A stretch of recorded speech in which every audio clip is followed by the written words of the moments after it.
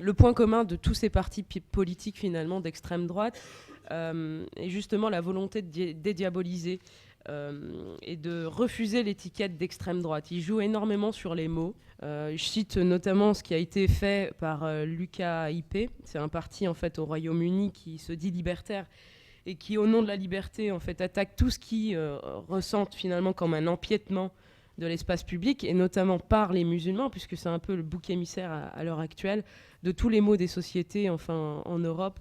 Le bouc émissaire, bien sûr, c'est les musulmans. L'UDC, avec la Suisse, donc, qui a gagné son référendum contre les minarets en Suisse, en dénonçant justement le symbole politico-religieux et la protection de son identité helvète.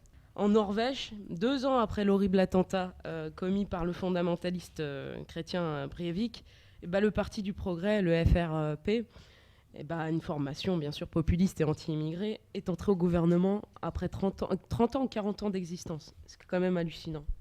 Il faut savoir qui sont ces électeurs. Moi, j'ai l'impression finalement, quand on analyse les choses, c'est un peu ces jeunes gens, ou moins jeunes d'ailleurs, qui se trouvent un peu entre l'intersection entre les réactionnaires sociaux, finalement, les patronats, l'élite, et puis les socio-réactionnaires, les ouvriers, les syndicats, etc. Et puis on a l'impression finalement que c'est une synthèse des deux. On a les deux pôles, c'est bipolaire, et qu'ils arrivent à drainer du monde dans tous ceux qui sont finalement déçus des partis dits traditionnels et classiques.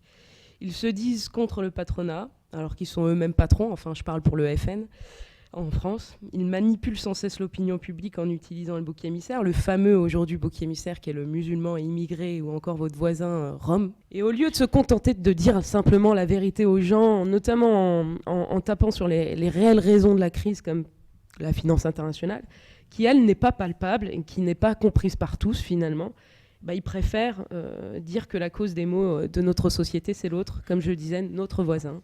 Enfin, le musulman, le rome, l'étranger, les assistés. Enfin, voilà, on entend divers discours à ce propos. Pourquoi je parle de ça ? C'est tout simplement parce qu'en France, c'est vrai qu'on a eu tendance à laisser libre cours à la surmédiatisation finalement des partis, et ça joue beaucoup dans les consciences, surtout dans une période de crise.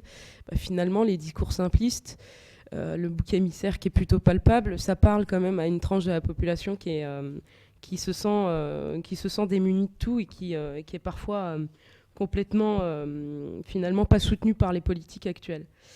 Voilà pour introduire. Après, moi j'aurais aimé qu'on parle un peu de l'emprise des médias finalement, qui sont ces électeurs et surtout comment fonctionnent ces partis.